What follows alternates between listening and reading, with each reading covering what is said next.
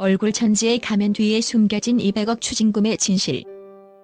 강화도 장어집으로 향한 유령 회사의 발자취 대한민국에서 차은우라는 이름이 갖는 상징성은 독보적이다. 얼굴 천재, 만찢남, 무결점 아이콘 등 그를 수식하는 단어들은 언제나 찬란한 빛을 발해왔다. 하지만 그 찬란한 후광 뒤편에서 믿기 힘든 그림자가 포착되었다. 국세청이 그에게 통보한 20억엔 규모의 추징금 소식은 단순한 세금 체납을 넘어 대중이 사랑했던 한 스타의 도덕성을 부리째 흔들고 있다. 이번 사태는 단순한 실수가 아닌 치밀하게 설계된 자본의 탐욕이라는 지적이 잇따르고 있다. 1. 200억 원이라는 천문학적 숫자. 그 속에 감춰진 고의성의 실체. 최근 국세청은 차은우에게 약 200억 원에 달하는 세금을 추징하기로 했다고 밝혔다. 세부 내용을 뜯어보면 사태의 심각성은 더욱 짙어진다. 실제 누락된 세액은 약 100억에서 140억 원 사이로 알려졌으며 나머지는 신고 불성실 및 납부 지연에 따른 가산세다. 한국 조세 역사상 단일 연예인으로서 이 정도 규모의 추징금이 부과된 사례는 극히 드물다. 주목해야 할 점은 과세 당국의 시각이다. 국세청은 이를 단순한 계산착오나 회계상의 실수가 아닌 치밀하게 계획된 고의적 탈세로 규정했다. 정황이 너무나도 구체적이고 명확하기 때문이다. 화려한 조명 아래서 웃던 스타가 뒤에서는 국가 재정에 근간을 흔드는 세금 전쟁을 벌이고 있었다는 뜻이다. 특히 소득의 발생 시점과 비용 처리 방식을 교묘하게 뒤섞어 과세 표준을 낮추려 한 흔적이 곳곳에서 발견되었다는 후문이다. 강화도 장어집과 페이퍼 컴퍼니. 엠버서더의 김한술. 가장 충격적인 대목은 탈세를 위해 동원된 수법이다. 2. 차은우는 어머니의 명의를 빌려 별도의 법인을 설립한 것으로 알려졌다. 한국에서 개인 소득세율은 고소득자의 경우 최고 45%에 달하지만 법인세는 이보다 현저히 낮다는 점을 악용한 전형적인 수법이다. 이는 합법적인 절세를 넘어선 명백한 명의 위장 의혹을 낳고 있다. 그런데 이 법인의 주소지는 가관이다. 해당 연예기획법인이 등록된 곳은 서울에 세련된 오피스 빌딩이 아니었다. 바로 그의 부모님이 운영하는 강화도의 한 장어구이집이었다. 현장 확인 결과 그곳에는 사무실도 직원도 어떠한 비즈니스 활동의 흔적도 없었다. 장어 굽는 연기만이 가득한 시골 식당 주소지에 수백억 원의 매출을 올리는 법인이 자리 잡고 있었던 것이다. 이른바 유령 회사인 셈이다. 디올, 쇼메, 캘빈 클라인 등 세계적인 럭셔리 브랜드의 얼굴로 활동하며 귀공자 이미지를 구축한 그가 실제로는 강화도 장어집 주소지 뒤에 숨어 세금을 깎으려 했다는 사실에 대중은 배신감을 넘어 허탈함을 느끼고 있다.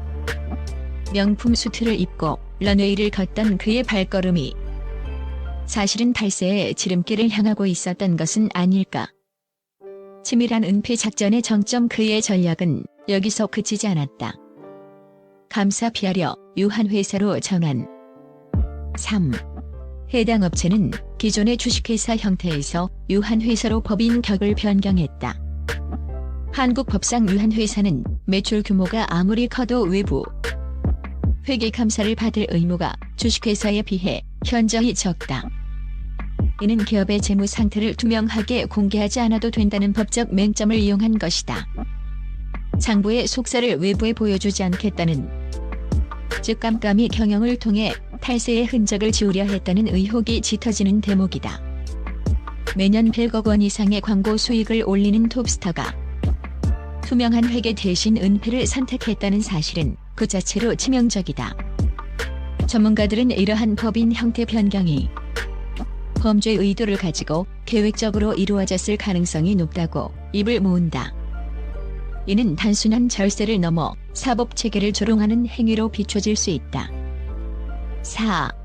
50억 펜트하우스는 현금 결제, 기부는 생색내기?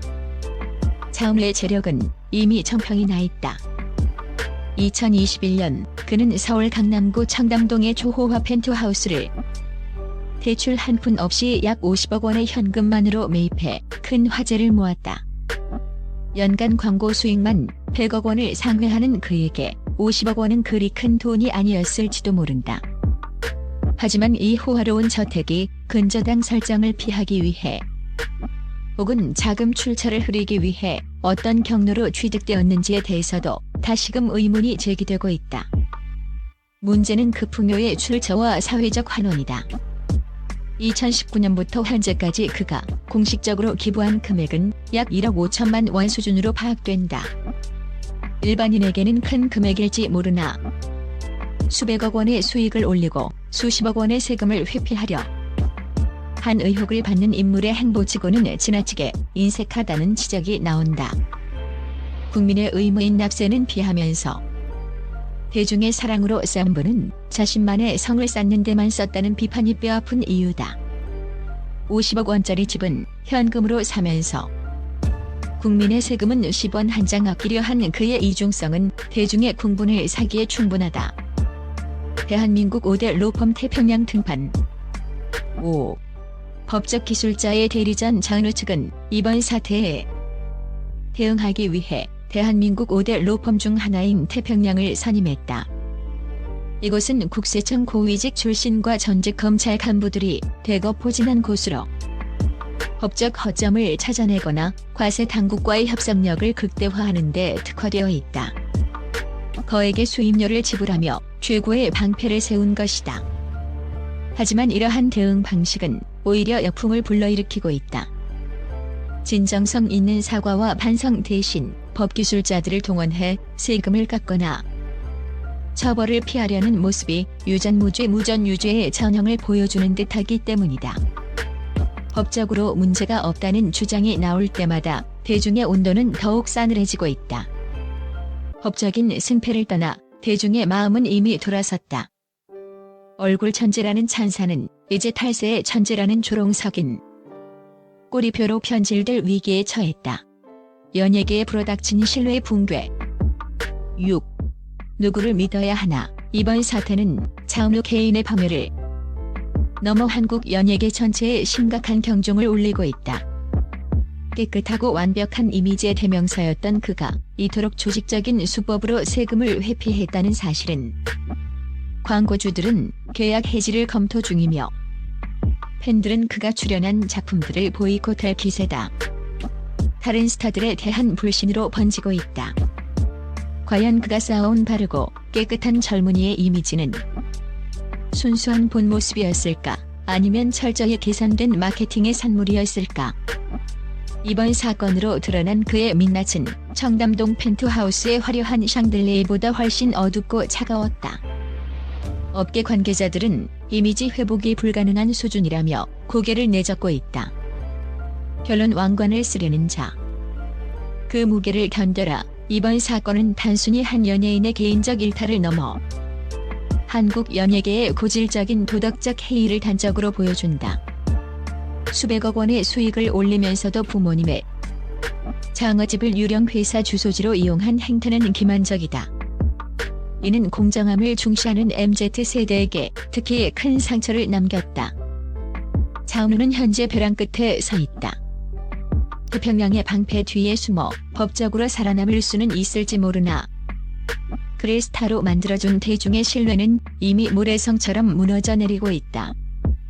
진정한 천재라면 자신의 얼굴값만큼이나 무거운 사회적 책임감을 보여주었어야 했다. 청담동 펜트하우스의 화려한 야경이 과연 누구의 희생 위에 세워진 것인지 그는 이제 법정이 아닌 대중 앞에 서서 스스로 답해야 할 때다. 침묵은 답이 될 수 없으며 법적 기술 뒤에 숨는 것은 비겁할 뿐이다.